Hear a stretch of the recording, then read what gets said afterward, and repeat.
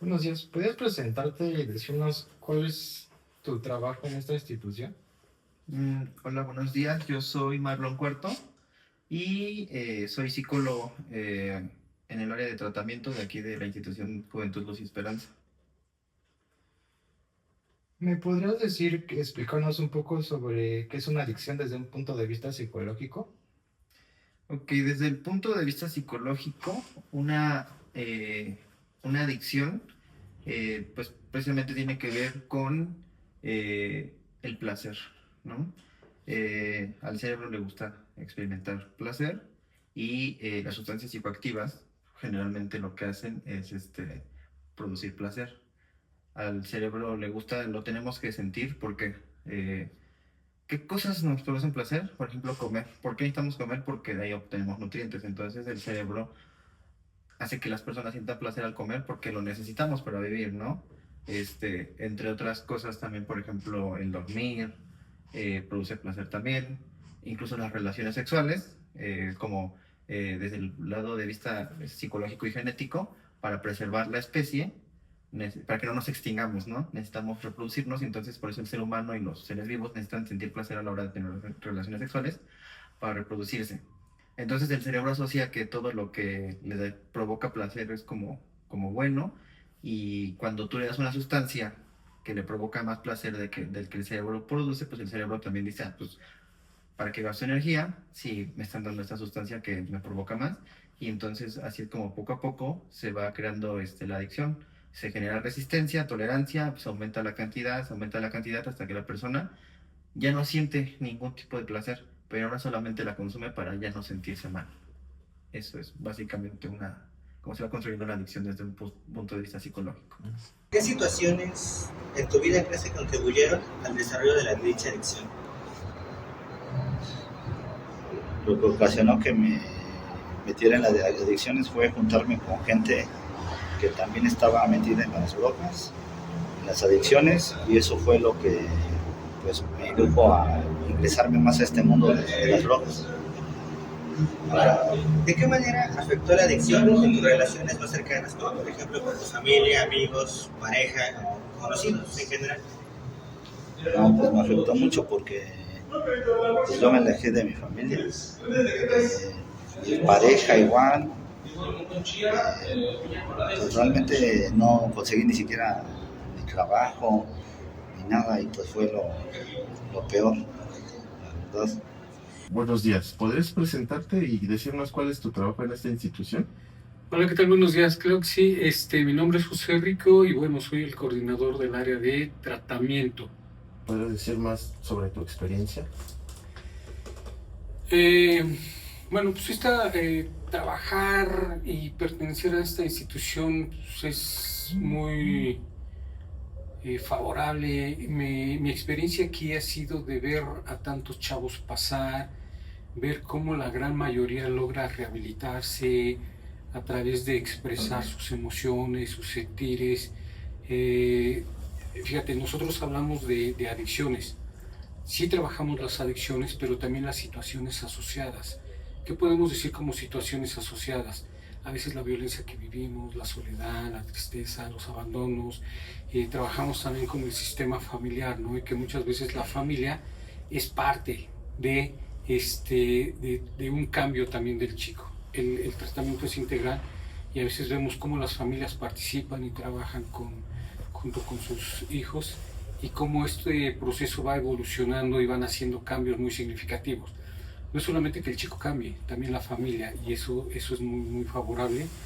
Esta experiencia a mí me lleva a seguir trabajando en esta institución y seguir viendo por los jóvenes, ¿no? En esta parte estaremos hablando con un familiar de una persona en adicción. ¿Qué relación tienes con esta persona? Soy el hermano mayor de dos y el hermano del medio es el adicto. Okay. ¿Qué sustancias suele consumir? Normalmente, y hasta donde tenemos conocimiento, es solamente marihuana. ¿Cuántos años tiene esta persona? Actualmente ya tiene 18 años, los acaba de cumplir. ¿Hace cuánto tiempo empezó con esta adicción? Esta adicción, si no mal recuerdo, tuve el acercamiento a esto en secundaria Y empezó a consumir en prepa, ya de tener alrededor de unos 4 años con eso. Entonces, ¿cuántos años tenía esta persona cuando empezó su consumo? 14 años. 14 años. ¿Tú crees que hubo algo que lo impulsó a hacer esto? En primera, realmente sentimos que fue más el ambiente con el que se estuvo conviviendo por la escuela en donde estaba, ya que ahí primero eran a los compañeros problemáticos, luego lo pasó preparatoria, le dieron más libertades, y también el turno en el que se encontraba era muy, muy problemático. Entonces desde ahí fue cuando sentimos que ¿Por qué? ¿En qué turno estaba? Estaba en el turno de la tarde en todas sus escuelas, tanto en la secundaria como en la prepa. Ok, ¿y crees que algo impulsó a decir que quería probarlo? Bueno, realmente yo no sabía eso, nunca me contó si lo probó por esto. Donde yo supe y sentimos realmente fue por sus amistades que hizo. Empezó a juntarse con gente que sí lo hacía o vendía, y él de ahí empezó. Ok, ¿cuándo se dieron cuenta que él empezó a consumir? Bueno, yo me di cuenta antes que mis papás. Fueron creo 2 años antes, donde yo supe antes que mis papás que lo consumía, porque llegaba a la casa bajo los efectos, se llegaba a esconder. Y yo supe 2 años antes que mis papás, ya tenía 2 años de consumirlo. Ya hasta ahí se enteraron. Y después se enteraron, pero fue ya más por otros problemas que se metió. ¿En qué otros problemas se metió? Ya empezaba a faltar a la escuela, ya no iba. Empezaron a llamar a cada rato a mis papás de que no entraba a clases, de que se la quedaba parado fuera de la escuela. Pero realmente se quedaba parado fuera de la escuela porque él empezó a distribuir a sus amigos. Okay. O sea, le daban a él la mercancía y él la llevaba y se quedaba una parte. ¿Y esto les ha causado problemas a su familia? Problemas hasta cierto grado no, como tal. Hemos podido llevar la dinámica familiar todavía medianamente bien. Obviamente hay roces con mi mamá, mi hermana y mi papá, que dicen, bueno, vamos a tener la mente abierta mientras puedas llevar una vida funcional con tu consumo, no hay ningún problema. Pero obviamente no les gusta, se nota luego en el trato que tienen con mi hermano, que no lo apoyan al 100%, dice respetamos, pero no te vamos a estar facilitando las cosas.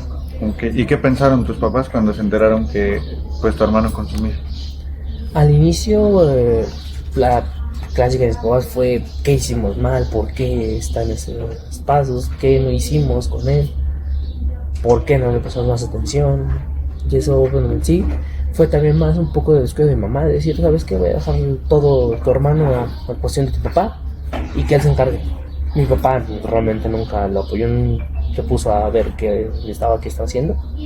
Entonces eso fue lo que le dio la libertad para irse y hacer lo que se le dio la gana. Fueron como padres un tanto ausentes para tu hermano.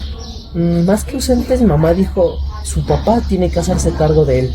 Entonces ya no le prestaba tanta atención como lo hacía anteriormente. O sea, bajó un poco el nivel de atención. Pero obviamente cuando vea que mi papá no hacía nada, decía, ¿por qué no estás viendo a tu hermano? O a mí, en mi caso. ¿O qué tiene tu hermano? ¿Qué está haciendo tu hermano? Y mi papá realmente sí fue más ausente que no. Entiendo. En ese aspecto. Desde tu experiencia, Pepe, ¿qué nos podrías decir? ¿Cuáles son las principales razones por las que las personas comienzan a consumir? Híjole, desde la experiencia, mi propia experiencia y experiencia que he vivido con chicos que han estado aquí y que siguen, pues el consumo es multifactorial. Hay muchísimas cosas que pueden llevar a una persona a consumir. Está desde lo familiar, lo social y lo psicológico, ¿no? Yo siempre les pongo a los chicos un ejemplo. Perdón que me volteé tantito. A veces nosotros somos como estas botellas, ¿no?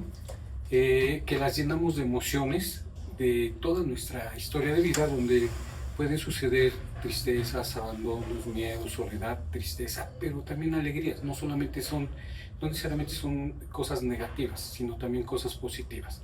Y a veces lo que nosotros hacemos es que todo lo guardamos aquí y simplemente esta tapita es la droga. Y entonces muchas veces fuimos muy lastimados en todos los aspectos. Yo mencionaba, es multifactorial. Entonces, prefiero tapar todas esas emociones con droga y no sentirlas. Lo que hace la droga es que nos mitiga el dolor, las emociones y los sentimientos. Y la droga yo la utilizo precisamente para mitigar todo eso. Puede ser cuestiones familiares, como decía, individuales o psicológicos. Lo psicológico puede ser una baja autoestima, soledad, miedo, tristeza, hasta los cambios corporales, ¿no? Pasar de la niñez a la adolescencia, de la adolescencia a la juventud o a la adultez. Familiares pueden ser abandonos de los padres, padres periféricos, no hay límites en casa, no hay reglas o hay reglas muy estrictas, ¿no? También puede haber abusos o violencias sexuales, físicas, emocionales, económicas, que también nos pueden llevar a un consumo. Y lo social, pues cuando nosotros nos comenzamos a socializar con grupos, ¿no? En donde si no encuentro algo en casa salgo y lo busco. Entonces puede ser muy multifactorial, pero yo siempre les digo que todos tenemos una historia de vida. Y a veces, cuando yo no les compro mucho a los chicos que me digan, yo la consumo para experimentar o para saber qué se siente. La realidad es que esta historia de vida ya nos pesa, y lo que hacemos precisamente para mitigar mucho lo que yo decía del dolor es consumo, o voy a consumir, ¿no?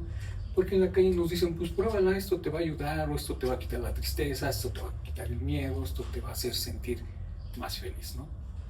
Ahora, ¿qué le dirías a alguien, a algún chico, adolescente, que está empezando por este mal camino? ¿Qué consejo, sugerencia o de preferencia que evite este camino? ¿Pero qué le dirías? La verdad yo le diría que